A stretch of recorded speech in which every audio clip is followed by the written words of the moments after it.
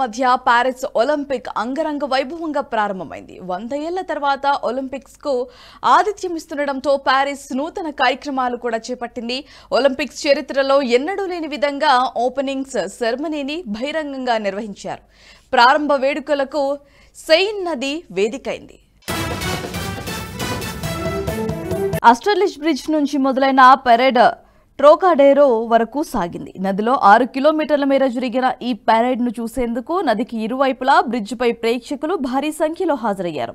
సంగీత ప్రదర్శనలు, నృత్య ప్రదర్శనలు ఏర్పాటు చేయడంతో పెరేడ్ అత్యధిక ఉత్సాహంగా, ఉల్లాసంగా సాగిందని చెప్పొచ్చు. ఇక ఈ పెద్ద బోట్లో భారత్ బృందం పెరేడ్లో పాల్గొంది.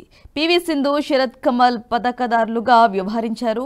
త్రివర్ణ పతాకాన్ని రెపరెపలాడిస్తూ ముందుకు సాగారు. 78 మంది భారత్ అథ్లెట్లు, ఇతర అధికార ప్రతినిధులు ఈ పెరేడ్లో పాల్గొన్నారు. ఇవాళ క్రీడలు ఉన్న నేపథ్యంలో పలువురు ఓపెనింగ్ సెరమనీకి దూరంగా ఉన్నారు.